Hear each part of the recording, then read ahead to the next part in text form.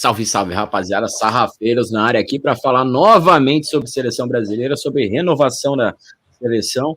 Agora vamos falar sobre a meia cancha, né?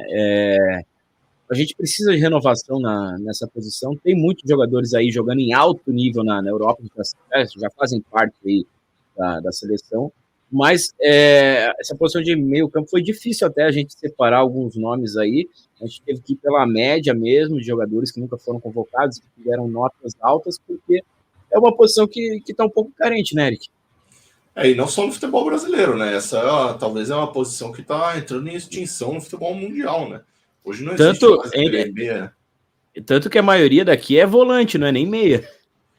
Então, não existe mais aquele cara de criação, o cara número 10, que joga com liberdade, porque hoje todo mundo tem que marcar, e tem que marcar lateral, e tem que marcar a saída de bola, e aí a criatividade ficou de lado, porque hoje é velocidade pelas laterais e cruza a bola na área, não tem mais criação pelo meio, tabela, infiltração, isso está caindo em desuso, não só no Brasil, é triste no Brasil, porque sempre foi um grande diferencial do futebol brasileiro, né?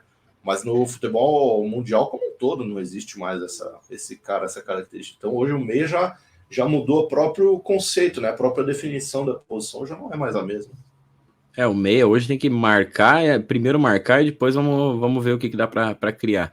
Mas vamos colocar na tela aqui jogadores que tiveram notas altas, né? Como a gente já falou em outros vídeos lá, o critério do SofaScore é puramente estatístico, né? Não significa que o cara esteja jogando tudo isso ou não. Mas o primeiro nome é o Wendel, cria do Fluminense, aí, que surgiu muito bem no Fluminense, foi para Portugal. Hoje está no Zenit, surgiu já uma especulação aí que a Roma está de olho nele, e se a gente for ver ali, lógico que tem que levar em consideração o nível do futebol russo, mas a nota dele é a mais alta aí, eu acho que de todos que a gente fez essa estatística, né? E a gente tem que levar em consideração o nível do futebol russo, mas o Ramon não levou, né, para convocar o Malcom aí para a seleção brasileira de volta, porque tem números de fato impressionantes, mas tem que levar em consideração o nível do futebol. Mas em relação ao Wendel, eu acho que não é impressionante os números dele, ofensivamente falando, mas também tem que se considerar o que já foi dito aqui, hoje em dia mudou muito essa posição, né? O meio de campo não é mais aquele cara que chega, que participa, que pisa na área e tal. Esse talvez de todos aqui seja o mais meia, mais ofensivo. Ele jogou 25 jogos aí pela Liga Russa, fez 8 gols e 3 assistências. São números baixos, né? Então, é o mais ofensivo e o número dele é muito baixo, participa de pouco gol, né? Mas aí tem que tentar analisar outros critérios. Ele é um cara que joga lá com o Claudinho, que há 2 anos atrás foi bola de ouro aqui no Campeonato Brasileiro. É um cara que saiu extremamente badalado e até hoje acho que tem uma certa valorização aqui no futebol nacional. E o Wendel parece que tem mais moral do que ele lá, joga mais, tem mais chance. E pela idade dele também, eu acho que ele merece ser observado, sim. Merece aí ser chamado para esses amistosos aí que não valem nada, não tem por que ficar chamando o cara que é garantido no ciclo ou o cara que já não deveria mais estar. Tem muita gente pedindo passagem aí e tem muita gente que precisa, no mínimo, ser observada. Esse próximo nome aqui, a gente colocou aí para poder fechar 4 meio-campos. Como eu falei, foi muito difícil achar 4 meias aí. Não acho que o Thiago Mendes tenha nível de seleção brasileira, tá ali exclusivamente pela nota do SofaScore, mas um fato ele é titular do Lyon, que é dos maiores clubes ali, sem dúvida, da França, e volta e meia tá disputando o Champions League, né? Isso é relevante, ser titular de um clube europeu e tal, mas da mesma forma que a gente falou que tem que considerar o nível do campeonato russo, o do campeonato francês também não é lá grande coisa, né? E esse também já é um cara de 31 anos, e aí, como você disse, não esteve no radar até hoje, já não tem idade para entrar. Eu acho que talvez uma perda de tempo associar o nome dele à seleção brasileira a essa altura do campeonato.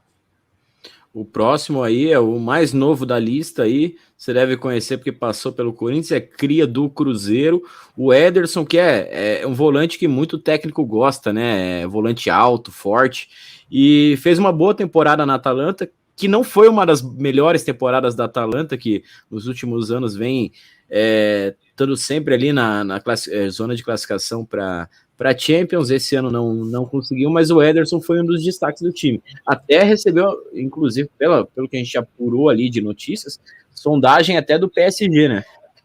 O que não significa grande coisa, né? Porque o PSG contrata sem critério nenhum, absolutamente, em todas as posições, não existe nada ali. Pintou o nome de destaque, eu acho que eles devem olhar a nota do SofaScore lá e contratar, igual o Flamengo faz no Brasil, o PSG faz na Europa. Agora, o Ederson, positivo para ele, tem o que você falou, é um cara forte fisicamente, imponente, o treinador gosta disso, é um cara de boa consistência ali, boa intensidade, mas tecnicamente é muito ruim. Não sei nem como que o Corinthians conseguiu vender ele, né? Eu não vejo cabimento nenhum em pensar nele na seleção brasileira. Não, também eu acho que não consigo pensar nele nesse momento na seleção brasileira, mas eu acompanhei alguns jogos, não todos, da Atalanta e, cara, evoluiu bastante, lógico. Se é para a seleção brasileira, vamos ver com o tempo. Mas evoluiu muito do que eu vi ele jogando no Corinthians e no próprio Cruzeiro, né? É claro, mas você jogar num time organizado facilita, ajuda, né? Qualquer jogador joga melhor na Atalanta do que no Corinthians, isso é natural. Você pega um time que, como você falou, vem de boas temporadas, é um time que vem de sequência, vem bem organizado, vem fazendo bons anos, bons jogos, e aí você pega um time que já está montado e que já está redondinho e coloca um cara ali, ele se adapta e ele vai jogar bem. Agora, você pega um cara bom ou ruim, independente, e bota num time que é uma zona, aí não tem como dar certo. Ninguém faz milagre. Mas para fechar nossa lista, então, esse nome aí tenho certeza que vai chamar a atenção de muita gente aí que vai estar acompanhando nós aí. Mas o nosso critério, como eu já falei, né, são as notas ali do SofaScore e a questão de não ter sido convocado. O próximo nome aqui é o Zé Rafael, né, titular do Palmeiras. Já está com uma certa idade, né, 29 anos, difícil de pensar num cara para um ciclo, mas esse eu coloco como um jogador muito bom para o Brasil, para o Campeonato Brasileiro, mas cara, é aquele segundo volante que faz o time jogar e tá muito bem encaixado no Palmeiras. Demorou, né?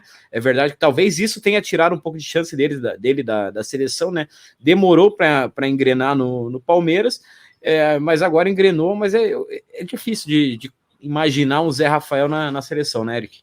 Eu penso a mesma coisa, não só pela idade, que já é avançada e já joga contra ele para começar a iniciar ciclos na seleção, mas você vê, ele sempre foi o principal homem do meio de campo do Palmeiras ali, e o convocado foi o Danilo, que surgiu bem em pouco tempo e tal, mas por conta da idade, o Rafael, a idade joga com o Zé Rafael, a idade joga contra ele, a função ali talvez jogue contra, porque ele sempre também foi um jogador de característica mais ofensiva, aí no Palmeiras virou um segundo volante, virou um cara mais de contenção e marcação. Acho até que no Bahia que começaram, até o Zé Rafael surge no Coxa como um dos protegidos do Alex, na época que o Alex jogou no Coxa ali, não teve muitas chances, mas muita gente, muito torcedor do Coxa até fala, não demos chance pro Zé Rafael. Cara, ele teve sim suas chances, talvez não tivesse cabeça no momento ali, foi emprestado pro Londrina, onde foi muito bem no Londrina, despertou o interesse do Bahia, que foi lá, contratou, fez 1 ou 2 campeonatos brasileiros, eu acho que muito bons pelo Bahia, foi para o Palmeiras, e aí ele devia ter uns 24 anos, mas ele demorou um tempo, já está um tempo no Palmeiras, né? Mas demorou um tempo para ser o que é hoje, né? Um dos titulares absolutos do time do Abel, né? E aí cai um pouco no que eu estava falando sobre o Ederson ali, né? É muito fácil você jogar num time bom, né? E talvez sirva para o Zé Rafael, talvez ele não tenha lá essa qualidade toda. Se você tirar ele do Palmeiras e colocar ele num São Paulo da vida, de repente não vai render nada. Agora você está num sistema bem montado, num time vencedor, num time bem organizado, é mais fácil de se destacar, mesmo sendo um jogador com uma função ali mais defensiva e tal, e não tiro nenhum mérito dele, eu acho que ele é um dos melhores volantes do Brasil, aí, do Campeonato Brasileiro, mas disso para a seleção brasileira, acho que, como você disse, tem uma distância um pouco grande, eu não vejo o Zé Rafael como um nome possível aí para fazer diferença na seleção brasileira. Até para fechar ali, eu gosto desses 4 jogadores, eu acho que seriam titulares na maioria dos clubes aí do Brasileirão, mas como você falou, é difícil enxergar na seleção, né? É outra coisa, né? Só o Wendel ali, talvez, não, óbvio, não como um protagonista, não como um cara que chegue para fazer diferença, até porque se fosse o caso ele já estaria na seleção, mas é um cara desses 4 aí, talvez o que vale o teste, o que vale a observar, é jovem, vem jogando bem, vem com sequência, com regularidade, merece ser testado, de repente abre possibilidade para uma evolução, o cara ganha moral, ganha confiança, já vai para um clube melhor, começa a disputar jogos mais importantes, sofrer mais pressão e lidando bem com isso aí, é um cara que começa a se colocar no mercado de fato, né? Mas fora esses aí, como a gente falou, eu falei ali no começo do vídeo, é uma posição bem carente, né? É difícil de citar, foi difícil de achar esses meias aí pra gente colocar aí para poder analisar. Tem alguém aí que você sentiu falta, gostaria, ou até que já tenha sido convocado, mas tá esquecido aí pela CBF? Não convocado, acho que não. Talvez o Claudinho, nem sei se ele já chegou a ser convocado, mas se foi, não jogou. Eu também, acho que sim. Não foi testado de verdade, né? Talvez valesse, né? Pelo menos pelo histórico aí, vale o teste. Pensando num lado mais ofensivo, isso é uma posição que não existe mais no Brasil. Agora o Veiga faz isso e tem sido convocado nesse início de ano aí, mas eu acho que também já passou um pouco da hora. Eu não concordo com essas convocações do Veiga agora. Eu acho que ele tinha que ter feito parte do ciclo anterior. Mas você pensar em quem já está lá, por muito tempo o Neymar foi quem fez essa posição de 10 aí, e aí quando não tinha o Neymar, o Tite tentou inventar o Rodrigo ali, e obviamente não deu certo. Aí você tem o Paquetá, que está jogando bem, é um cara que não brilha, é um cara que não estoura, é um cara que é muito criticado, mas que está sempre em bons clubes, está sempre em grandes jogos, está sempre disputando coisas importantes. Fazendo gols. Para mim, ele é o cara dessa posição aí no Brasil hoje, indiscutivelmente. E numa posição mais defensiva, um cara que é pouco valorizado dentro de seleção brasileira, mas muito no mundo, é o Bruno Guimarães. É um cara que não pode ficar de fora de nenhuma convocação da seleção brasileira, né? E aí, pensando de defensivo ainda, os volantes, esses nomes que surgiram agora, né? João Gomes, Danilo e André, esses caras têm que fazer parte. Eles têm que rodar, eles têm que ser testados, eles têm que crescer dentro da seleção brasileira, porque potencial a gente sabe que eles têm, né? O André até vai receber a primeira chance agora, né? Não sei se é a primeira, mas tá na nova lista aí da seleção. Mas a gente sabe que ainda não tem técnico definido, né? Então a gente não sabe se esses mesmos jogadores serão aproveitados pelo futuro treinador da seleção.